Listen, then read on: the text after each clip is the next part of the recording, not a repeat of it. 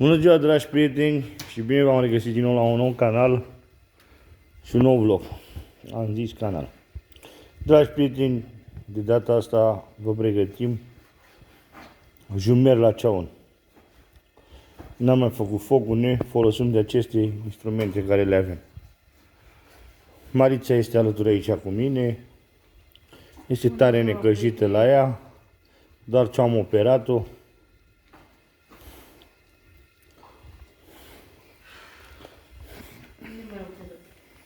Păcimișoara. La dinți? O sânză aici, toate ce trebuie ăștia trebuie făcute, topite pentru la tuci. De 2-3 ori și gata. Păi de 2 ori aici că le faci. Știu că te grăbești, dar nu avem unde să plecăm săptămâna asta. De-aia am tăiat de luni ca să ne ajungă până vineri. Să nu te mai aud, să nu mai zberi.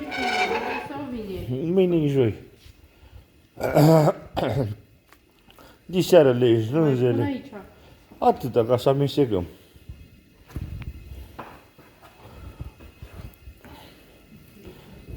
Mai faci o tură, strânge fășiile alea frumoase cu pece. Cum le fac ăștia cu pecii așa mari?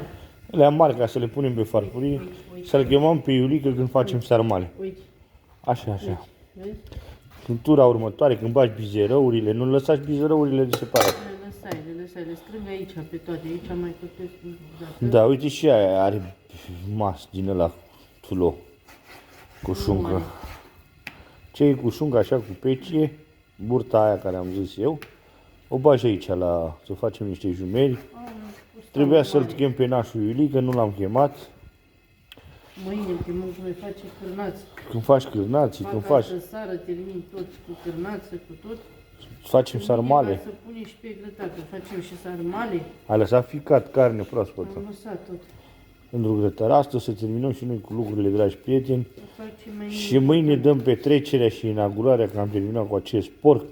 Ne-a mâncat porcul ăsta. Dar mai mult am mâncat noi din el. Nu se ia șoricul ăla, lasă. Nu mai trage de el. Mai iau, mai ducem la curte. Am văzut că ai pus un vlog cu patroana unde am văzut că aveți niște planuri mari. Da, eu am foarte multe planuri eu cu patroana. Deci, așa că patroana de sărbători o să rămână singură, prieteni. Dar o să fim noi alături de ea. Da. O să fim noi lângă ea. Deci, dragi prieteni, patroana de Revelion este singură. Avem foarte mult de lucru la patroana, la noi. Băi, că șoric mai era aici. Păi eu am știut că mai e șoric. Uite că șoric ai. Pune-l cu fața în jos cu șoricul. Când eu ți-am spus, vezi că mai e șoric, tu nu. Uite, burta asta trebuie să o pui la coș. Nu de acolo, ți arăt eu de unde. Eu nu mai au șoricul de pe ea. Stai să-ți Ce mai arăt. faci cu atâta șoric? Ai destul șoric? Lasă-mi mi-ai arătat tu. Nu te Zi, ce pricep vrei? tu. Uite de aici, asta, tai aici și o pui la uscat. Și faci din ea.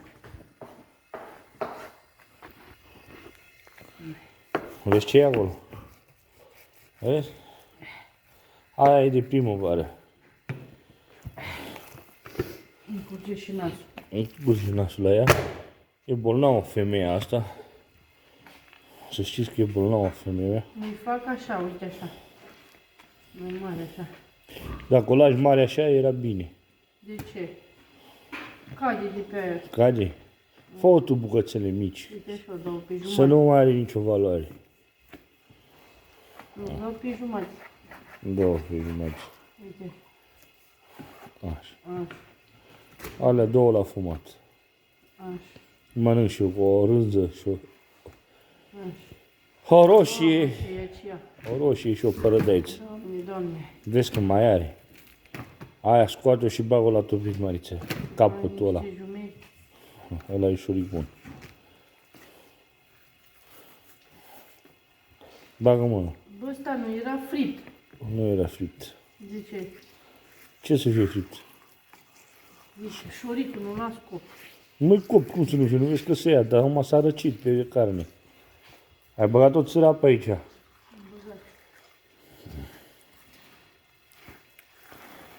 Așa, așa.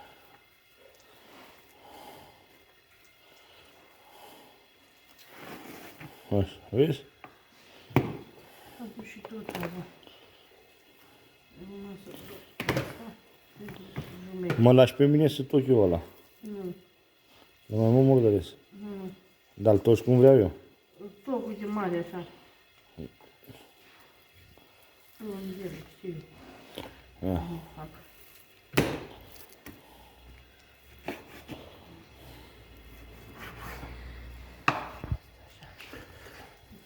Prieteni, pe al vostru are probleme cu sănătatea, de-abia mai țină chicioarele, am probleme cu chicioarele, Uite.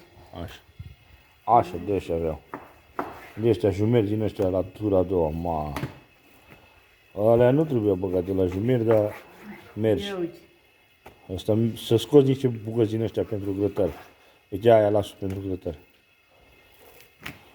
Îți las așa. Uite cum era asta exact, uite cum e asta, făi 10 bucăți acolo la grătar. Ori facem și noi jumeri, ori ce facem? Ne trebuie și la grătar să mănânc eu. Atât. Hai mai fă una. Aia? Și acum fac, îl bagă la jumeri. Așa mare. Trebuie să mai strâng.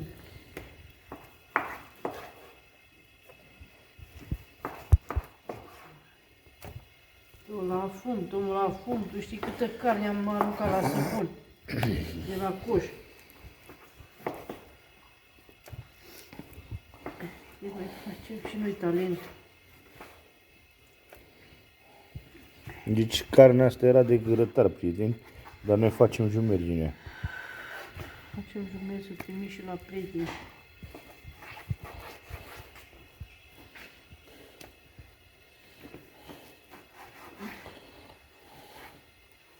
Ia și bucata aia de dincolo, aia mai mare. Nu, lasă acolo. Tu nu o bagi la jumeri. Lasă acolo, știu ce e acolo. Aici, unde o băți ăla să îmburt aici? Acolo, mamă, ce mă trage figul la gură. Să știți că Marița a fost operată la gură, adică la dinți, la dantură.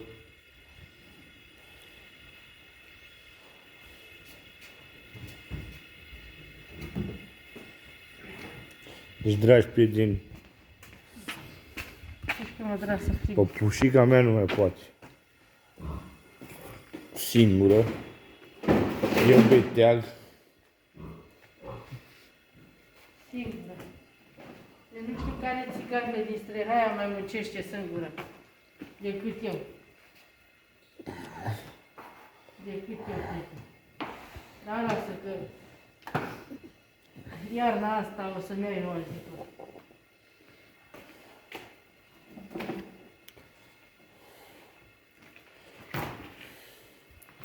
Ce e aici? Ce e aici? Lasă șoricul pe el. Nu mai lua dacă faci jumeri. Lasă șoricul ăla cu jumeri. Așa? Da.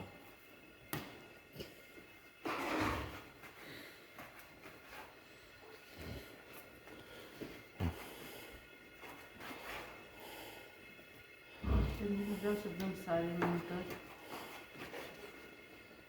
Trebuie să mâncăm cu ceapă. Cu roșii. Cu roșii, mă. Ce-am zis?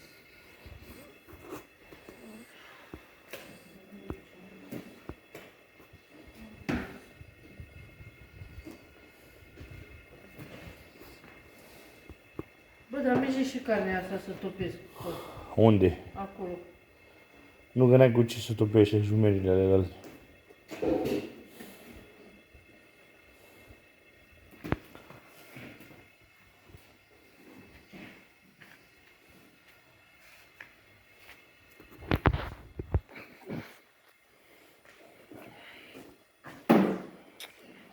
Deci nu știu mai mică mesaj ăsta.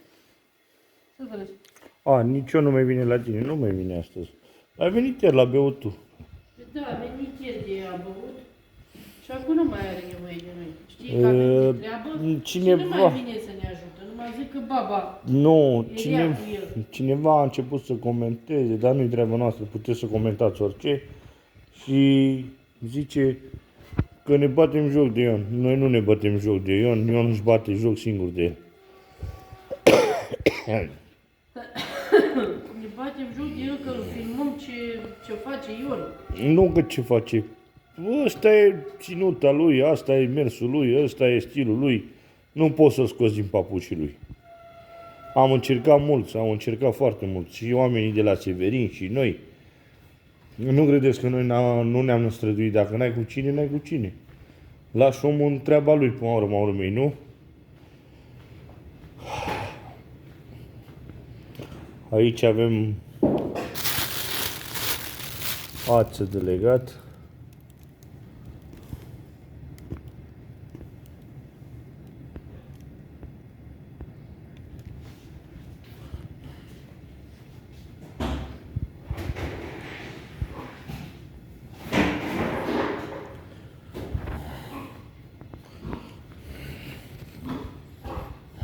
Carnea aia nu se piște întoarsă asta. Ei nu mai filmez acolo că n-are rost. Acolo mai e sânge, mai e una altă. Acolo e carnea aia de rânză. În postaua mare sau nu? Alea sunt speciile.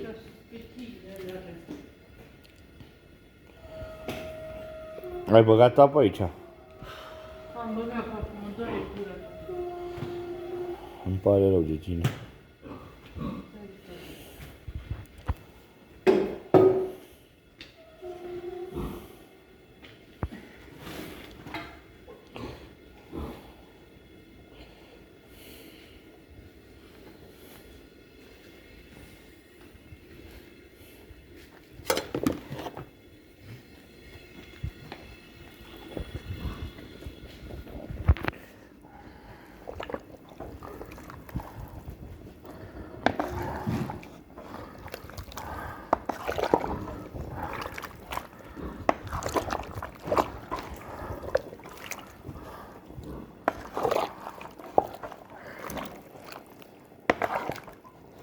Deci, prieteni, o să revin cu un nou vlog, să vedeți cum o să se facă jumerile noastre.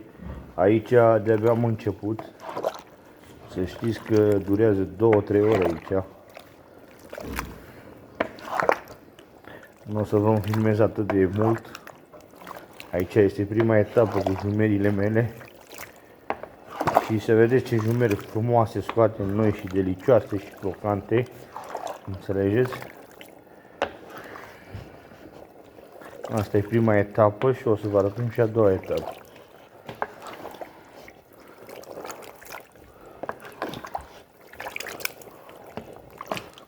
Trebuie să mestec, nu să nu se prinde la fund.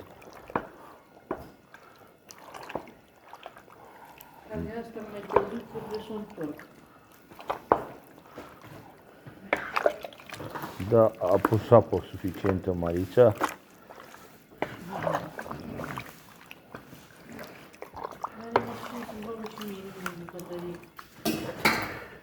Dragi prieteni, eu alături de Marița ne luăm rămas bun deocamdată acum după amiaza și după aia revenim cu un nou vlog. Să vă arătăm ce se întâmplă la noi în curte, cum se petrece rânzele, cum se petrec jumerile, cum se petrec toate cele. Noi vă iubim pe toți și vă așteptăm în continuare să ne urmăriți și să ne dați și nouă steluțele de susținere. Acolo apar lângă comentarii. Apăsați butonul, nu vă costă nimica. Doar că ne susține și pe noi și ne ajutați să devenim și noi ceva mai buni. Dacă doriți și aveți plăcerea să ne ajutați. Cei care ne urmăriți și cei care ne știți. Hai că se poate, dragi prieteni. Nu vă costă decât o apăsare de ecran. Și noi vă iubim și o să vă mulțumim pentru asta. O să fim foarte recunoscători dacă ne ajutați cu asta. Puteți și să ne scrieți în comentarii cei care ne susțineți cu steluțele. Este foarte important la canalele noastre, dă foarte bine și ne ajută foarte mult. Vă rugăm foarte frumos, ajutați-ne barem cu acest lucru, că și noi o să fim recunoscători pentru cei care ne ajută. Asta trebuia să spun la început, dar am spus la sfârșit. Dragi prieteni, vă iubim încă o dată și vă dorim sărbători fericite, Crăciun fericit că vine Crăciunul, Moș Nicolae, să aveți cadouri frumoase de Moș Nicolae și toate cele ce vă doriți dumneavoastră. Vă pupăm și vă lăsăm.